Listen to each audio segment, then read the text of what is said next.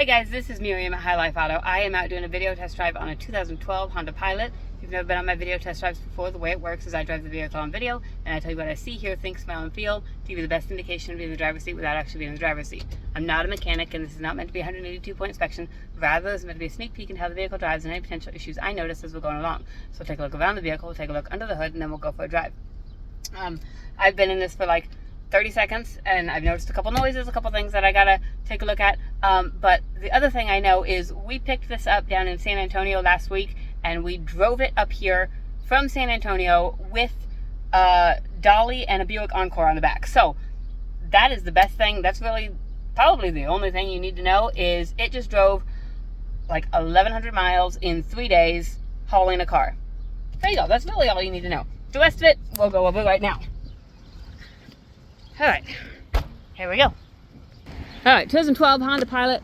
These are really, really good cars. Hondas in general are good cars. Honda Pilots, they're just, I mean, Hondas are about as reliable as they come. You got to do a whole lot to blow them up, beat them up, crash them, whatever it is. But like I said, it's from Texas, and so you notice the body condition. Really, there's no rust. It's pretty good body condition. The tires are probably about 35% on the rear and similar on the front, probably 35% on the front. We'll go around the back. It's got the integrated hitch in there and all of that. Like I said, they towed with it, and I think all that stuff, the lights and stuff worked on the way home. It's got a little bit of back end. It's got the third row seat, so you've got more back end if you get rid of that third row seat. They do have some there's some different brake pedals and stuff that match this if you want to kind of fancy up your Pilot, and those are there. I don't think this is an automatic door. Nope, I don't see any. Wait, nope, there's an automatic button. So it is an automatic door. I assume that there's also an automatic release up front somewhere. But again, here this side, no rust, looks pretty decent. I do see something up a little bit front, but inside it's leather. Looks like it's pretty clean, pretty decent. I did have to jump it today, but we're working on that. Again, it's leather. It looks like it's pretty decent. The middle console does look like it has a little bit of wear on it. I'll show you that when I get in there. So here is your damage right here. It looks like it's I don't know if that was keyed or just scratched by something. It does have a little bit of an indentation there, and then the scratch. But really, that's it as far as body condition. It does have a cracked windshield right up there near the top. I don't think it's in sight of anything, but it is a cracked windshield, which is probably why it got sold in Texas, because Texas does not allow any cracked windshields. And I thought I popped the hood, but it does not appear that I did. I'm going to... Maybe I topped the gas tank. That's probably... Yeah, I definitely did not pop the hood because I can't find the hood release. There it is. Okay. That's probably why the gas tank was open. It's because I popped the gas tank thinking it was the hood. Alright, there is my release. And up. Okay. Here is your motor. Kind of a tiny motor. It looks like Matt's got... He replaced this battery, which is another used one, to see if it would, work and whatever. So it does, we've got like a connection issue or something, or maybe it just needs charged, and it'll be fixed by the time I get back, after running it and driving it a little bit. So, but the motor sounds like it's doing what it's supposed to be doing. Just trying to put this back. This is just like a, I don't know if it's a battery vent thing or an air breather. I don't know what it is. You have to take it off to get access to the battery. Not left it right in the middle. So, but it's running and driving like it's supposed to. Looks like there's a little bit of sun damage on your clear coat right there and right up there. Not the end of the world, but it's there. So, inside, here is that middle console. Like I said, it's got just a little bit of something going on, some stretching and some tearing and all of that. Okay, air conditioning's on. Air conditioning works well, and that's really good because it's like 96 degrees today. It's really hot. We've got heated seats, and the lights come on, so I'm assuming that those work. I'll double check and make sure mine works. Looks like you can connect your phone to it. And I do know the radio works because it was dead. Obviously there's a theft thing, and so I've got to get the code. I can get that, and I will get it online, and I will have that on, and then I will have the code as well, just, you know, because that happens all the time. But so yes, I know the radio works because he used it on the way back from San Antonio, but you know, for the purpose of right now, I can't show you because I don't have the code. All right, so up here we've got 163,000 miles. We have a traction control light on.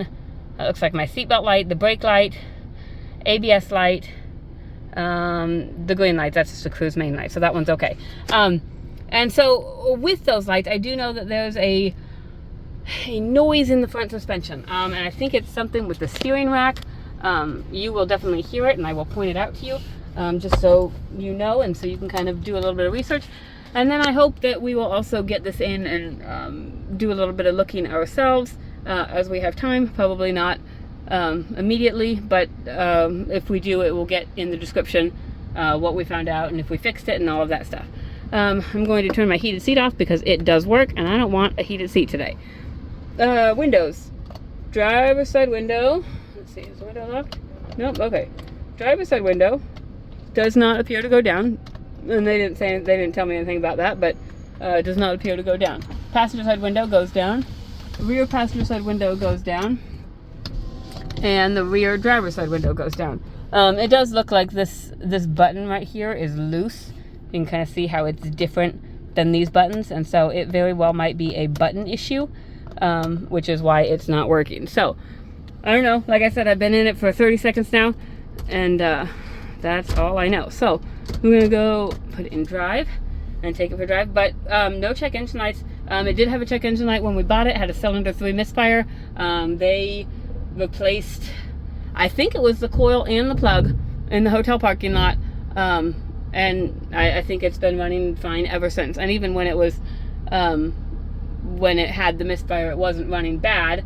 It was and in fact they drove it from the middle of San Antonio to a small town outside of San Antonio to pick up the U-Haul, and then a little bit farther, I think up to San Marcos, which is an hour and a half away, at the hotel that night when they put that in. So it still did run and drive just fine.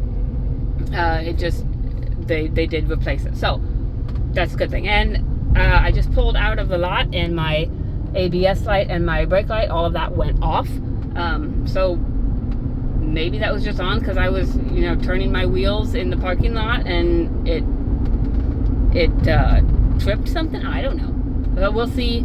We'll see if those come back on. For right now, they're not on. I don't have any lights on the dash except for the cruise light, which that's just a cruise main light that says my cruise is on, and then, you know, when I activate it, it will say cruise activate. I don't know, it'll say something else. But Hondas have that. They've got a cruise button that activates, or that makes your cruise available, and then they have another button that turns it on and off. So for whatever reason, they need two of them. So running and driving very well. Has great power, has amazing power. It's driving very smooth. I don't hear any suspension noise. I did not hear that one grinding noise, but I will definitely try and recreate that, and so we can figure it out. It is driving phenomenally. I don't hear, like I said, I don't hear any suspension noise. It's shifted through all the gears just the way it's supposed to. I am super impressed with this thing. I wasn't in the parking lot because I was like, oh, there's that noise and we need to fix that noise. But now out on the highway, it's just like a completely different vehicle. Brakes are good and solid, no grinding or vibration. Left turn signal works, right turn signal works. Let's do windshield wipers. Windshield wiper fluid works. Let's see. So I think you can kind of hear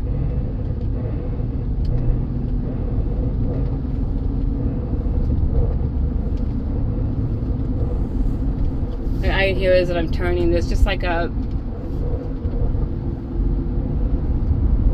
noise. I don't know if it's a rubbing noise or a grinding noise, or I don't know. Matt said seems like it's in the front steering rack because it's where you turn. So there's that. Like I said, we'll try and get a look at it, and I'll put it in my description. Let me see if I can. Let's see, my cruise is on, so we're gonna set it, and then I've got that little green light under there that says cruise control. So cruise control works, horn works. So long and short of it, it's an excellent driving vehicle. Does need a few things. Windshield's cracked. Has a little bit of damage on the outside. Let's see, there's some grinding, some suspension noise. So it does, like with every car, like it does need stuff. These cars are not going to be, you know, something you get off the showroom floor where every button and every perfect thing is going to work. They're going to need some things. They're going to need some love. They're going to need some repair. I don't know when the oil was last changed in this. I mean, I'm assuming that Matt and Ben checked the oil before they left San Antonio. They're not stupid. I'm sure that they checked all those fluids. It's going to need a couple things. But the overall picture is it runs and drives very well. It's a Honda with fairly low miles for a Honda. 163,000 miles on a Honda is kind of akin to 100,000 miles on a domestic. They're just notoriously, they last longer, they run better, and they're better cars. For whatever reason, foreign cars, they take more pride in their work than Americans do, and they just do a better job. So just kind of look up some things that it might need, but it does run and drive very well. So if you have any questions, you can read my description and see what I found out on my description. You know, as far as, you know, what I'll have the radio working, obviously, but you can see what I found out. And then if you have any other questions, feel free to call me or text me. My cell phone is 309-267-7200, and I will get back to you guys just as soon as I can. Thanks, guys.